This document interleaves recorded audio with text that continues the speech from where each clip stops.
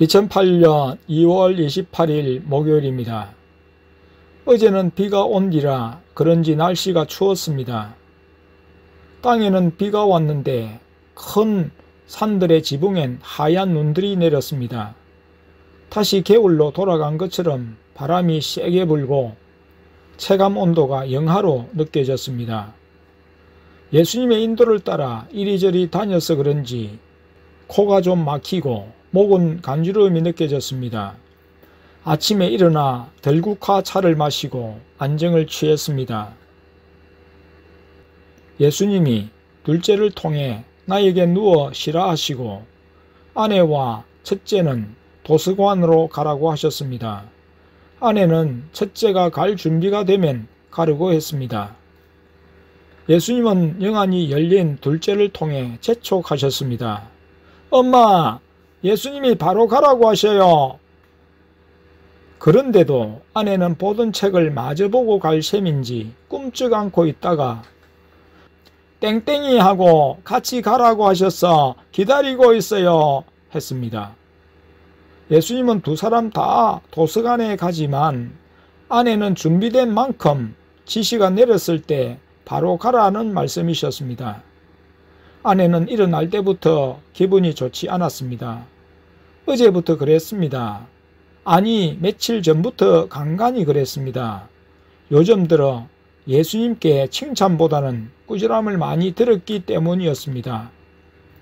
아내가 저기압이면 다른 가족들도 마음이 편치 않았습니다.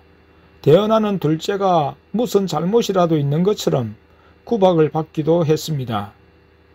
아침에 아내가 예수님의 말씀에 늦게 행동하고 땡땡이와 같이 가라고 하셔서 땡땡이가 준비되면 가려고 했어요 하는 아내의 말은 예수님을 기분 상하게 했습니다.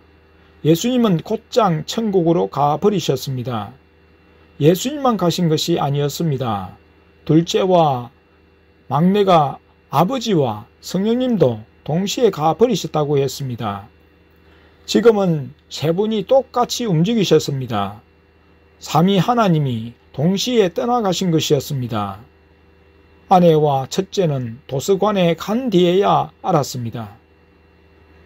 목양실에서 둘째에게 지금 예수님이 어디 계셔? 하고 물었을 때 둘째가 말했기 때문입니다. 처음 방문하시고 한참 훈련할 때는 우리의 불순종에도 불구하고 자리를 지키시며 아무 말씀을 안 하고 계셨다면 이제는 우리의 영안이 어느 정도 열려진 만큼 예수님이 우리를 달리 대우하신다는 생각이 들었습니다. 우리의 말과 행동에 아주 민감하게 반응하셨기 때문입니다. 영안이 열리지 않았을 때와 영안이 열려가는 지금은 우리를 달리 대우하심을 점차 확실히 알게 하셨습니다. 예수님은 천국에 계시면서 둘째에게 지시하셨습니다. 둘째는 휴대폰으로 문자를 첫째에게 보내 엄마는 이제 오라고 하셔요 했습니다. 첫째는 저는 더 공부하고 가면 안 돼요 했어 예수님이 더 머물고 오도록 하셨다고 했습니다. 목양실에 있는데 둘째가 엄마가 집에 오셨어요 했습니다. 아내의 기분은 여전했습니다. 내가 말을 거니 당신은 좋겠어요. 예수님께 사랑받고 칭찬받으니까 했습니다. 나도 좀 그래요. 예수님이 요즘 들어 돈을 쓰시면서 자주 미안하다고 하시거나 고맙다고 하시는 것도 그렇고 우리가 조금이라도 잘못하면 천국으로 올라가 버리시니 좀 그래요 했습니다. 아내는 예수님이 맞아요. 예수님이시라면 왜 자꾸 나만 꾸짖으세요? 순종한 많은 것을 감안하셔서 작은 잘못은 봐주시면 안 돼요. 그런데 나무라시고 천국으로 가버리시고 천국에서 너 때문이야 하시니 너무 고통스러워요. 내가 늘 잘못하니 내 자신에게 절망이에요 했습니다. 또 최근 들어 영안 열리도록 기도를 많이 시키겠다고 하시고는 기도도 안 시키시고, 영화관에 가서 영화를 보게 하시고, 갈 데도 없고 성도도 없어서 사 입을 필요도 없는 옷을 사 입으라고 하시니 괴로워요. 진짜 예수님 맞아요? 했습니다. 엊그제 냉장고 아래 칸이 고장이 난 것을 발견했습니다. 예수님께 말씀드렸는데 둘째를 통해 예수님이 내가 고치는 것을 허락해야 고치지 하셨습니다. 그대로 놓아둬. 내가 고칠지 부를지 아직 생각 중이야 하셨습니다. 서비스에 연락하는 것도 우리 마음대로 할 수 없었습니다. 속으로 드는 느낌은 예수님이 10몇 년 된 냉장고를 새 것으로 바꾸어 주시려나 했습니다. 갈수록 우리가 할 수 있는 것은 없어졌습니다. 아주 작은 것 하나라도 예수님이 친히 관여를 하셨습니다. 큰 것이고 작은 것이고 예수님의 허락을 받아서 해야 했습니다. 아내는 도서관으로 갈 때 울면서 갔다고 했습니다. 개인적인 시간 없이 주님의 명령에 의해 움직여야 했습니다. 예를 들어 지난번처럼 도서관에서 마음대로 해도 좋다고 하신 후 멀티미디어실에서 영화를 보는 중 3분밖에 지나지 않았는데 둘째를 통해서 예수님이 영화 그만 보라고 하셔요. 집에 가자고 하셔요. 할 때와 같은 때입니다. 아내가 몇 분도 채 지나지 않아 둘째의 말에 반납하니 영문도 모르는 직원은 웃더라고 했습니다. 지시가 자주 바뀔 때 순종은 하지만 마음엔 고통이 따랐습니다. 예수님은 우리의 고통을 아시면서 미안해 말씀하셨습니다. 하도 둘째를 통해 미안하다는 말씀을 많이 하셔서 그것에도 짜증이 나 있었습니다. 아내는 지금까지 마음 한구석에는 늘 우리에게 찾아오신 예수님이 맞나 하는 의구심이 들 때가 있었다고 했습니다. 영안으로 보고 듣지만 그래도 그런 마음이 있었다고 했습니다. 그런데 이런 날에는 그런 마음이 더 커져서 우리에게 계신 분이 진짜 예수님이 맞아요. 예수님이 화를 내시고 천국 가 버리시는데 예수님이 맞아요. 기도시키신다고 하면서 기도는 안 시키시고 우리가 하기 싫어하는 영화나 옷을 사라고 하시고 예수님이 맞아요 했습니다. 당신이 목회자니까 바르게 인도해야 해요. 둘째가 예수님의 지시에 따라 말하는 건 맞아요 했습니다. 나는 예수님은 틀림없어요. 둘째가 예수님의 말씀을 전하는 것은 맞아요. 그러나 우리가 할 수 있는 것을 다 빼앗으시고 냉장고 하나 고치는 것도 허락을 받으라고 하시니 그렇네요. 그리고 지금쯤은 둘째를 통해서가 아니라 영안을 열어주셔서 나를 통해서 하시는 게 좋을 것 같은데 예수님이 어떻게 하시려고 자꾸 이렇게 이끌어 가시는지 모르겠어요 했습니다. 이젠 나도 내대로 해야겠어요. 지금까지 내가 내대로 하겠다고 하면 당신이 따라주지 않고 당신이 그러면 내가 또 따라주지 않았기에 지금까지 오게 된 것입니다. 이제는 돌이키기 어려운 지점에 와 있어요. 그러나 기본적인 예배와 기도는 정상대로 가야 되겠어요 했습니다. 예수님이 둘째를 통해서 주로 지시하시는 만큼 둘째가 옆에 오면 부담이 되었습니다. 아내는 둘째만 없으면 편할 텐데 라는 말을 했습니다. 엄마 입에서 오죽했으면 저런 말이 나올까. 마음으로지만 둘째의 영안이 차라리 다쳤으면 하는 마음도 든다고 했습니다. 예수님의 말씀을 전하는 둘째가 있으므로 우리의 생활은 빡빡했고 엄마 아빠이고 목회자이어도 둘째를 통한 예수님의 말씀을 들어야 했습니다.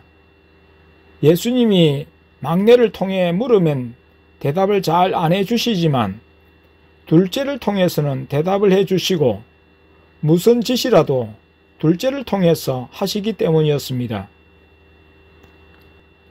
다시 사택으로 가서 둘째 앞에서 예수님을 향해 내가 질문을 드렸습니다. 예수님, 마지막 때가 되면 사람들이 먹고 마시고 장가들고 시집 간다는데 우리가 먹고 마시고 노는 것이 맞아요? 예수님이 지상에 계실 때 하신 말씀과 지금 우리와는 어떻게 되는 거예요? 했습니다. 사실 우리는 예수님과 함께 생활하는 거라서 타락한 사람들이 하는 것과는 달랐지만 육신적인 것으로 나가는 데 대한 불만을 말한 것이었습니다. 우리는 영적으로 살고 싶은데 왜 자꾸 육신적인 것을 취하게 하시는가 였습니다. 그래서 따지듯 여쭈었습니다. 그리고 영안이 열린 자녀들 앞에서 이제부터 아빠가 밤 시간이 되면 정확히 예배를 인도할 거다. 말씀하고 기도할 테다. 너희들은 알아서 해라. 나는 나대로 할 거다. 하니 다들 그렇게 하겠다고 했습니다. 예수님이 주일과 수요일을 빼고 예수님이 평일 예배를 제치시고 때로 기도도 제치시지만 우리의 믿음을 시험하시는지도 모릅니다. 하나님이 우리를 바르게 인도하시지 않으면 우리라도 하나님을 바르게 인도해야 하지 않겠습니까? 막이라면 우리의 예배와 기도가 싫어서 견디지 못하여 갈 것이고 우리가 예배하고 기도하면 정직하신 하나님께서는 우리에게 임하실 것이다 했습니다. 예수님이 아무 말씀 안 하셔? 하고 둘째에게 물으니 둘째가 예수님이 천국 올라가셨어요 했습니다. 막내도 옆에서 그렇게 말했습니다. 그리고 이어 더 큰 문제가 발생했습니다. 둘째에게 영안이 닫혀버린 것이었습니다. 둘째가 천국도 보이지 않고 아무것도 보이지 않는다 하며 눈에서 눈물이 주르륵 흘러내렸습니다. 막내 너도 그러냐? 하고 아내가 물었습니다. 나도 안 보여. 아무것도 안 보여. 했습니다. 난감했습니다. 대답은커녕 아무것도 안 보이니 이를 어떻게 하나 막막했습니다. 아내가 자녀들에게 방은 통변을 해봐라 고 했는데 통변도 안 된다고 했습니다. 아내가 땡땡아 손에 불이 느껴지는지 기도해봐라 했습니다. 띵띵이 너도 기도해봐라 했습니다.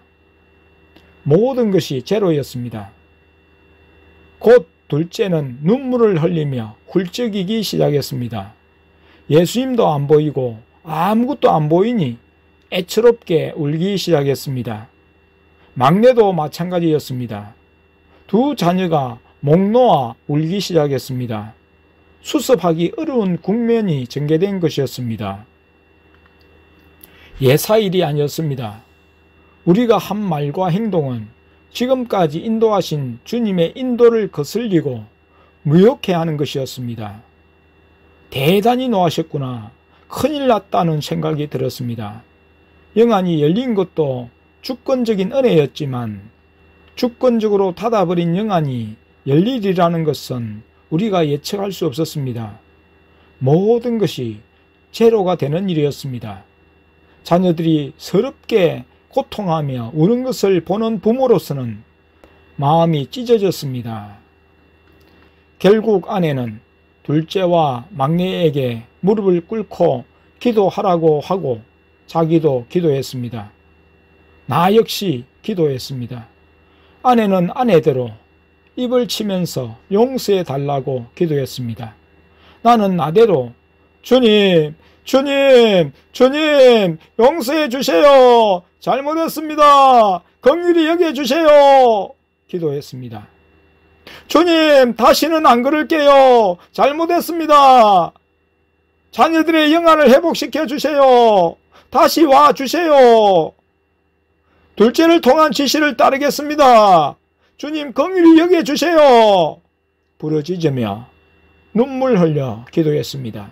간절한 기도가 나왔습니다. 사실 절박했습니다. 영안이 다치고 예수님이 안 계신다는 것은 구원의 상실이요 절망 그 자체였기 때문입니다. 얼마 후 둘째와 막내가 예수님이 내려오셨어요 했습니다. 예수님이 내려오셨어? 오, 예수님 감사합니다. 감사합니다 하며 엎드려 절했습니다.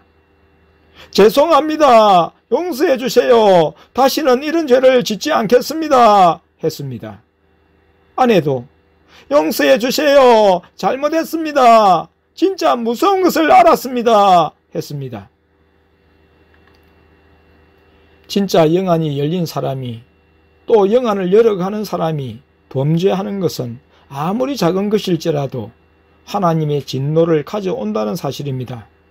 모르고 죄를 짓는 사람보다 알고 죄를 짓는 사람에게는 그만큼 책임이 크다는 사실을 알 수 있었습니다. 은혜를 받고 사랑을 받은 만큼 더 중한 책임을 물으신다는 사실입니다.